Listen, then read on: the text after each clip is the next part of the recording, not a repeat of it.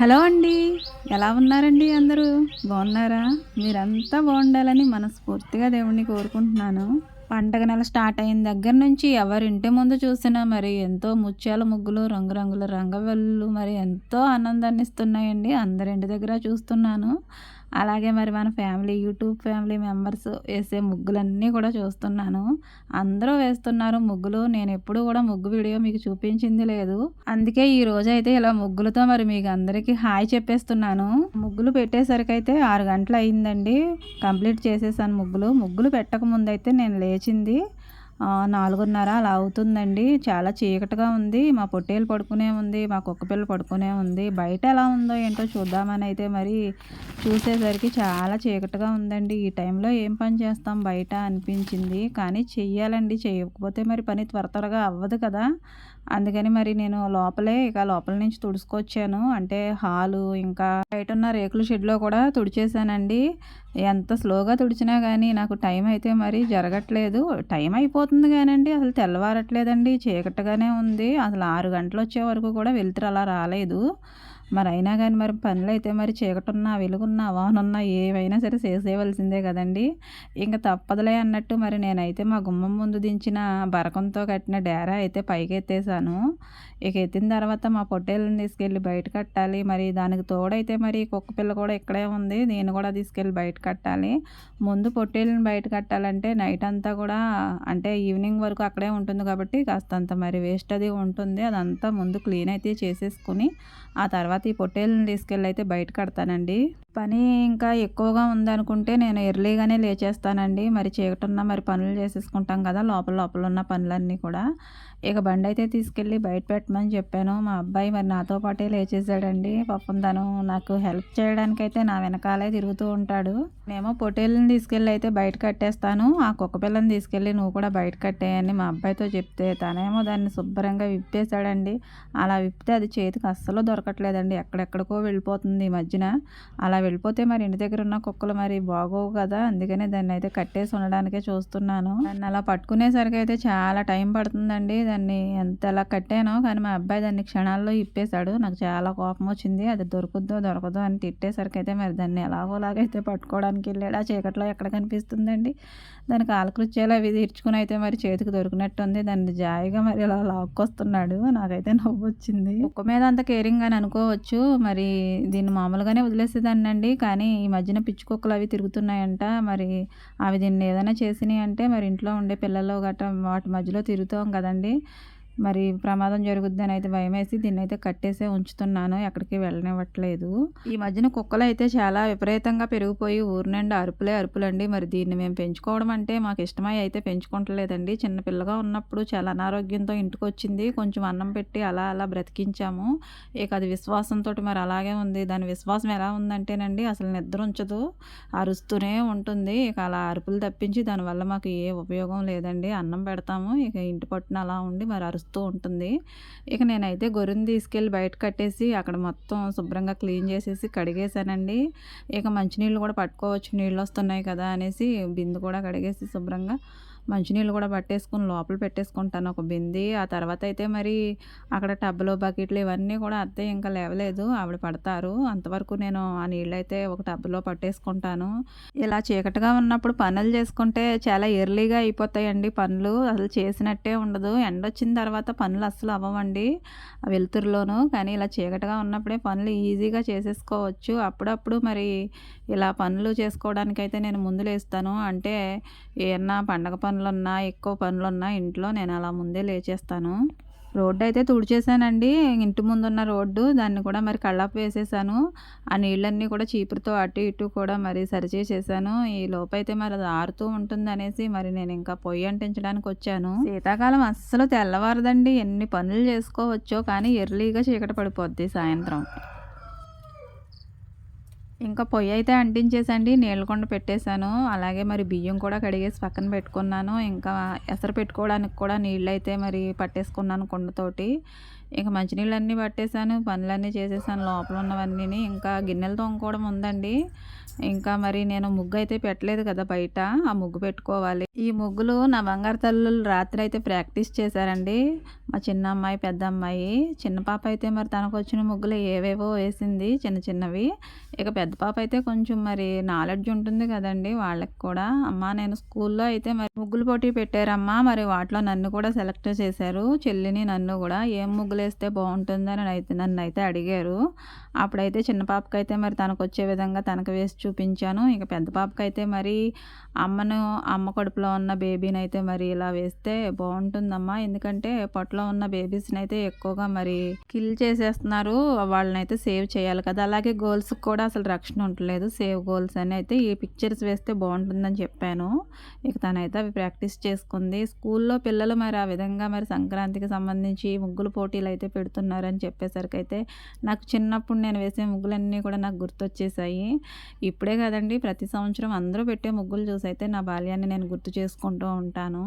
ఇప్పుడైతే ముగ్గుల మీద నాకు అంత ఫోకస్ ఉండదండి. ముగ్గులు ఏవో పెడతాను కానీ అంత ఇదిగా అయితే పెట్టలేను. మర్చిపోయాను ముగ్గులన్నీ కూడా. ఏదైనా మనం పని చేస్తూ ఉంటే అది అలవాటుగా అయిపోతుందండి. మానేసామంటే ఇంకా అది మనకి ఎప్పటికీ రాదిక, మర్చిపోతాము. అది మనకి ఎంత చేయి తిరిగిన పనైనా చేస్తూనే ఉండాలి. చేయకపోయామంటే చెయ్యి అసలు ఆడదు. అలాగే ముగ్గులు పెట్టడం కూడా నేను ఇప్పుడు మర్చిపోయానండి.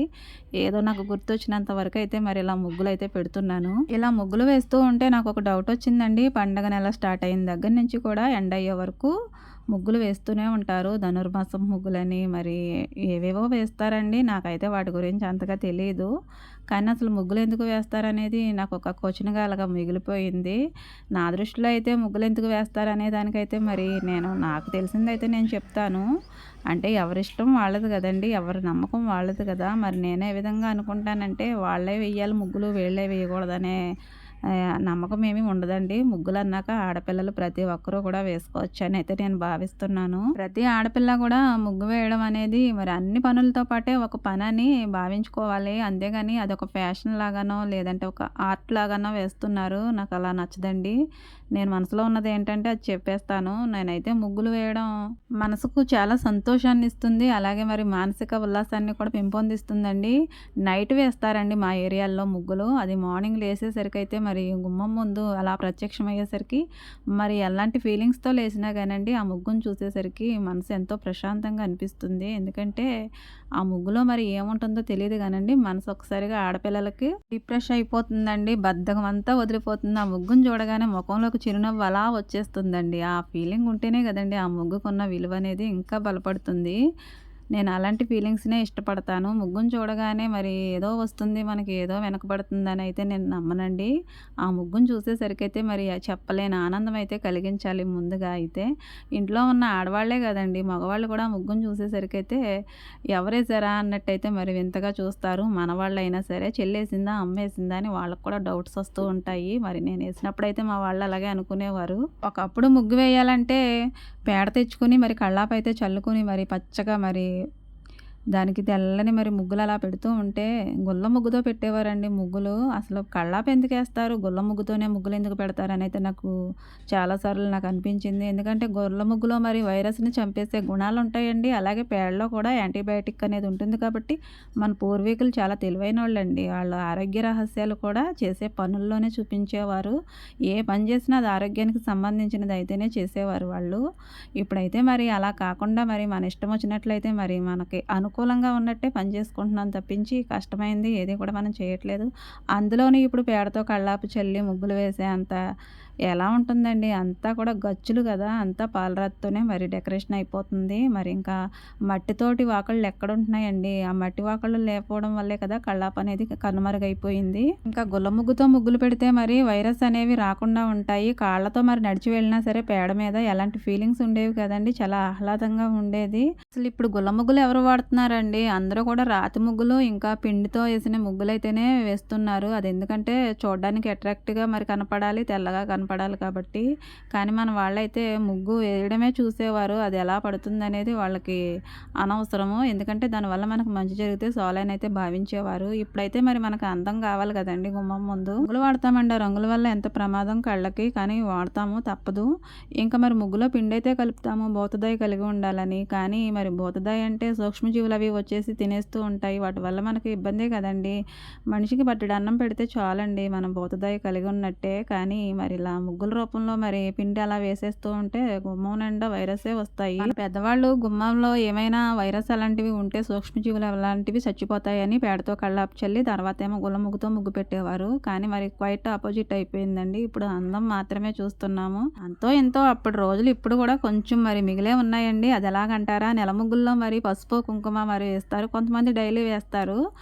మరి ఈ రోజుల్లో మరి గొబ్బెమ్మలు అవి పెడుతూ ఉంటారు కదండి. వాటి వల్ల మరి యాంటీబయాటిక్ అనేది వాకలి నిండా మరి ఉండి మనకి చాలా వరకు అయితే మేలు జరుగుతుందని అయితే నేను నమ్ముతానండి. ఒక్కొక్కరైతే ప్రతిరోజు మరి ముగ్గులో అయితే పసుపు కుంకుమ వేస్తారు. అలా వేయడం నాకు చాలా ఇష్టము. అది మరి ఆరోగ్యం కూడానండి. పెద్దవాళ్ళు ఇంటి ముందు అందంతో పాటు ఆరోగ్య రహస్యాలు కూడా మనకి పుణికి పుచ్చుకుని ఇచ్చేసారండి. మరి మనం కూడా వాటిని పాటించేయాల్సిందే కదా. నేను ముగ్గులు వేసి దాదాపుగా 10 సంవత్సరాల పైన అయిపోతుందండి. ఏదో వేస్తాను కానీ అంత ఫోకస్ తోటి అయితే వేయను. కానీ ఈ రోజు నాకు వేయాలనిపించింది ఇలా రంగులతోటి అయితే. ఎందుకంటే ఇంట్లో వంట వరపు చేసుకుని పిల్లల్ని చూసుకుని వాళ్ళని స్కూల్కి పంపించుకొని మరి ఇంటి పనులన్నీ చేసుకునేదాన్ని. ప్రతి హౌస్ వైఫ్ కూడా ఇంట్లో ఉండి పనులు చేసుకుంటారండి. కానీ అవి ఎవరికి గుర్తింపు అనేవి ఉండవు. కానీ ఫస్ట్ టైం మరి నేను చేసుకునే పనులు అలాగే మరి నాకు తెలిసిన కొన్ని విషయాల గురించి అయితే మరి నేను చెప్పుకోవడంలో మరి నాకు యూట్యూబ్ ఎంతగానో హెల్ప్ చేసింది. మరి యూట్యూబ్ ప్లాట్ఫామ్ అనేది ఉండబట్టే ఈరోజు మరి ఇలా ఛానల్ పెట్టి నేను మీతో మాట్లాడగలుగుతున్నాను. అందుకని మరి యూట్యూబ్కి నేను చెప్పలేని మరి కృతజ్ఞతలు అయితే చెప్పుకోవాలని అయితే మరి ఇలా ముగ్గేసి అయితే మరి థ్యాంక్స్ చెప్పుకోవాలనిపించింది.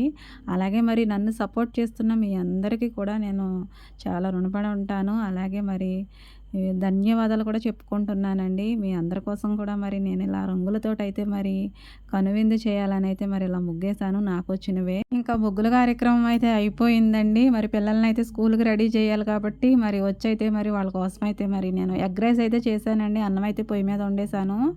ఇంకా కర్రీ అయితే వండలేదు. ఎగ్ రైస్ చేసేసాను. అలాగే మరి క్యారేజీలు కూడా పెట్టేశాను. టిఫిన్ అయితే ఇడ్లీ వేసానండి. పిల్లలకైతే మరి జడలు కూడా వేసేసి రెడీ అయితే చేసేసానండి. ఇక వాళ్ళు వెళ్ళడానికి అయితే రెడీ అయిపోయారు. నేను ముగ్గులు వేసుకుంటుంటే పాపం నన్ను వీళ్ళు డిస్టర్బ్ చేయకుండానే మరి వీళ్ళంతటి వీళ్ళు చేసుకోగలిగిన పనులు అయితే చేసేసుకున్నారండి. ఈరోజు నాకు చాలా హెల్ప్ చేశారు అలా చేసి. ఇంకా మా చిన్న పాప ఏదో మర్చిపోయిందని లోపలికైతే పరిగెత్తున వస్తుంది. కానీ మరి అరటిపండు తొక్క అయితే అక్కడ పడేసిందండి. ఆ తొక్క అక్కడ ఎందుకు పడేసావని మరి తీయించాను. తీసి మరలా అక్కడే వేసేసిందండి పెంకు పిల్ల. ఇలాంటి పనులు అమ్మలే చేస్తారమ్మా అని అయితే మరి నన్ను ఎక్కిరిపించుకుంటూ మరి బాయ్ చెప్పేసి అయితే వెళ్ళిపోయింది. వాళ్ళు స్కూల్కి వెళ్ళిన తర్వాత అయితే మరి గిన్నెలన్నీ కూడా మరి వంట అయిన తర్వాత అలాగే టిఫిన్ అయిన తర్వాత ఉండేవన్నీ కూడా మరి తోముకోవడానికి కుండీ దగ్గర వేసుకున్నాను. అత్తయ్య అయితే ఒకసారి తోమేశారు నైట్ ఉన్నవన్నీ కూడా. ఎప్పుడు కూడా ఇక అత్తయ్య నైట్ ఉన్నాయి తోమితే నేనేమో ఇప్పుడు టిఫిన్ తర్వాత అయినవన్నీ తోమేసుకుంటాను. ఆవిడ పొలం పనికి వెళ్ళకపోతే ఇక నేనే తోముకుంటాను. కానీ ఉంటే మాత్రం నన్ను తోమనివ్వదండి. నైట్ ఉన్న గిన్నెలన్నీ ఆవిడే తోముతారు. ఇక మొత్తానికి ఎలాగోలాగైతే మరి గిన్నెలు తోమేశాను. ఎలాగోలాగా ఏంటండి బాగానే తోమాలి కదా, బాగోకపోతే ఊరుకుంటారా మన వాళ్ళు. చాలా నీట్గానే తోమేశాను. ఎందుకంటే మరి బూడిద పొరలాగా ఉంటుంది. నీట్గా కడగకపోతే అది తెల్లగా అలాగే కనిపిస్తుంది. ఇక మరి గిన్నెలు అయితే ఎండలో పెట్టేశానండి. ఇక్కడ కూడా క్లీన్గా శుభ్రంగా తుడిచేసాను కడిగేసి. ఇది చూసారా మా పొట్టేలు నా వైపు ఎలా చూస్తుందో. మరి ఎంతసేపు ఇలాగే చూస్తుందండి. ఇక్కడ చిల్లు పెట్టేసింది. అందులో నుంచి మరి తల అయితే లోపలికి పెట్టి నన్ను చూస్తూ పిలుస్తూనే ఉంటుంది. దీనికేమో మేత పెట్టాలి. ఎన్నిసార్లు మేత పెట్టినా అక్కడ తలకాయ పెట్టి అలానే చూస్తూ ఉంటుందండి. నేనేం చేసినా కానీ అబ్జర్వ్ చేస్తూనే ఉంటుంది. లోపలికి బయటికి తిరుగుతూనే ఉంటాను. అది నన్ను చూస్తూనే ఉంటుంది, పిలుస్తూనే ఉంటుంది. ఇంకా మరి దానికైతే మేత అయితే అక్కడ కట్టేస్తాను. ఒక్కోసారి రొట్ట, ఒక్కోసారి జాడు, ఇవైతే మరి ఏవి తెచ్చి పెడితే అవి దానికి నేను పెట్టడం నా డ్యూటీ అండి. ఇంకా వంట పనికి వచ్చేసానండి. వంట అయితే మరి కూరగాయలు ఎక్కువగా నాకు ఏమన్నా కనిపిస్తే కంటి నిండా మరి సాంబార్ చేసేవలసిందే. అవన్నీ కూడా ఉడకబెట్టేసానండి. కుక్కర్లోనేమో పప్పు పెట్టేశాను విజిల్స్ రానిచ్చి. చింతపండు రసంలో అయితే మరి పప్పుచారు ఇలా తయారు చేసేసాను. దీన్ని మరిగించి అప్పుడు ఉడికిన కూరగాయ ముక్కలన్నీ కూడా మరి ఇందులో మిక్స్ చేసేస్తాను. నేను కూరగాయ ముక్కలన్నీ పక్కన ఉడకబెట్టుకుంటానండి. ఒక పక్కన విజిల్స్ వస్తూ ఉంటే వాటిలో కొంచెం పసుపు, ఉప్పు అలాగే కొంచెం నూనె కూడా వేసి ఉడకబెడతాను. టేస్ట్ బావుంటుంది. నేను సాంబార్‌లో కొంచెం బెల్లం గూడా వేస్తానండి. టేస్ట్ చాలా బావుంటుంది. మరి కొబ్బరి వేయలేదు ఈసారి మామయ్యకి పెట్టాలి కాబట్టి. ఇంకా తాలింపయితే వేసేసాను. కానీ సాంబార్‌లో కొబ్బరి వేస్తేనే టేస్ట్ బావుంటుందండి. కొంతమందయితే ఇంగువ వేసుకుంటారు. నేనైతే ఇంగువ వేయలేదు. కానీ తాలింపులో మాత్రం నెయ్యి వేసుకుంటే చాలా కమ్మగా ఉంటుంది. ఇంకా సాంబారయితే ఫైనల్‌గా తాలింపు అయిపోయింది కాబట్టి ఇక అయిపోయినట్టే. నేను దీనిలోనికైతే ఇప్పుడు నంజులు అలాంటివి ఏమీ చేయలేదండి. సాయంత్రం చికెన్ ఫ్రై అయితే చేశాను. మూతయితే నేను ఇలా కొంచెం సైడ్‌న మరి గ్యాప్ ఉంచి పెడతానండి. ఆవిరైతే బయటకు పోతుంది కాబట్టి.